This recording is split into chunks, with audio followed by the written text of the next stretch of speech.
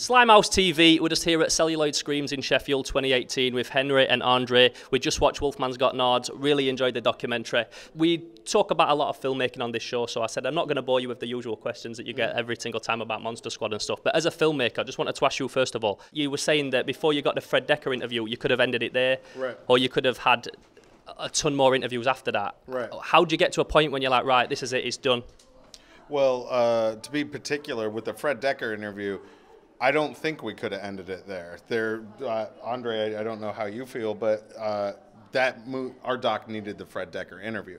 So I was a little bit worried while waiting, and I'm so glad that came through.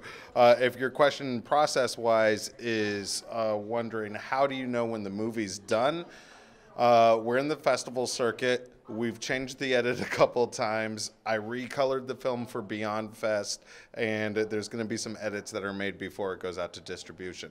So when it's done is when it's in a package, on a shelf, or in your DVD player, or on your screen.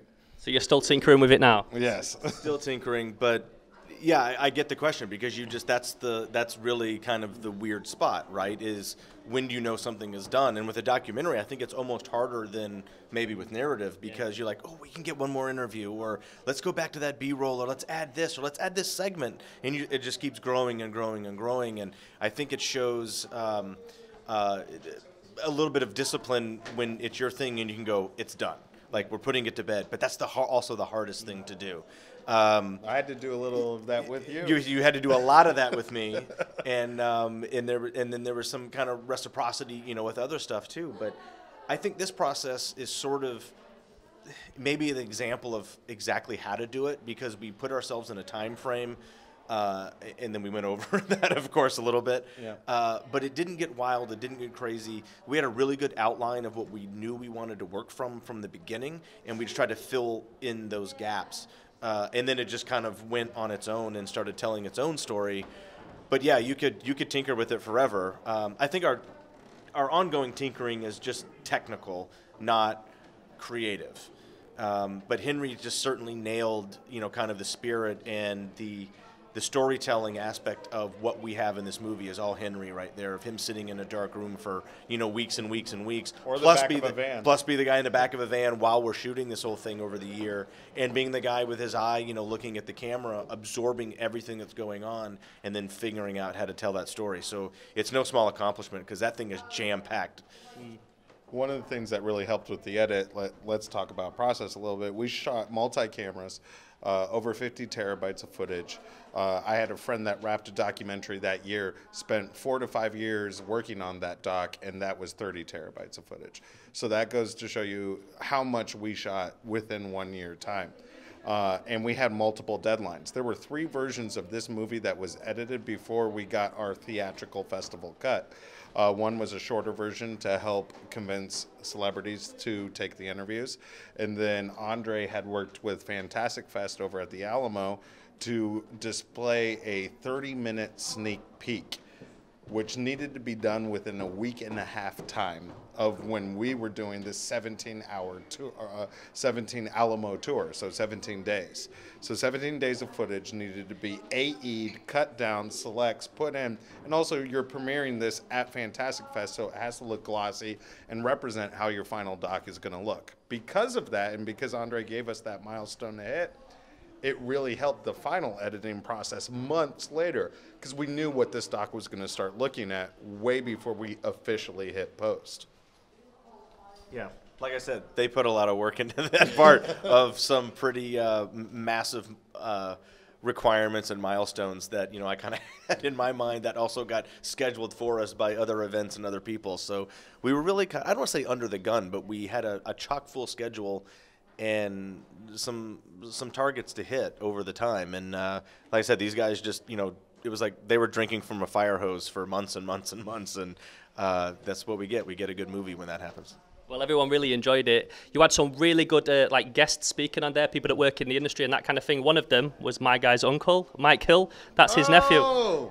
Get out! Shout out Mike Hill. What's up? That is one of my favorite stories. That Mike Hill's full circle story of. You just said it's a full circle, and then us filming you now. Yes, so that's even crazier. So here's another one. Oh, you trying to get back in the edit? That we wouldn't have had, without You know, here's where, you know, serendipity and synchronicity and sliding doors happen is I met Mike at a convention in LA where he had all his awesome stuff on display, and Ryan Lambert and I were there signing, and he had his awesome, like, full-size Wolfman and, like, you know, stuff out on display. We were like, well, those are really good. Mm-hmm. And I had never met Mike before, and he had a rope behind him. We were like, Ryan, let's get a photo with these. And Mike's like, you can go in there and take a photo. I was like, no, I don't want to do it. He's like, no, they're mine. You guys are totally okay going in there, because he knew who we were. And then I met Mike that day, and we've been pals ever since.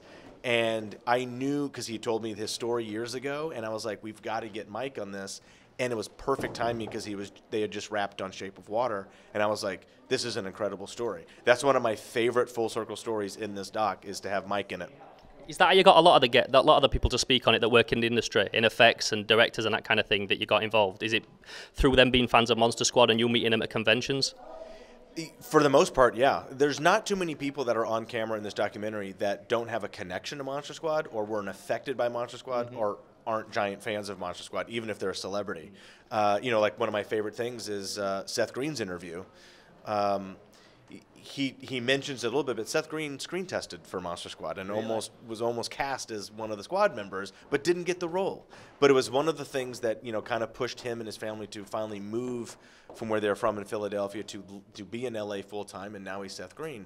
But how rad would that have been to have Seth Green in the Monster Squad? It'd been a whole other world. But he's always been a supportive guy. He's always been a fan of the Monster Squad, and he's one of my other favorite interviews in there. You know, you call someone up like Seth and go, I'm doing this documentary. Would you like to do a Monster Squad doc interview? And he's like, just tell me when. Which is the general response of everybody we interviewed. Nobody charged us for an interview. This is people that love movies and are now working on movies, and they all wanted to do it. They were so helpful and supportive, and they helped spread the word when we're on the festival tour.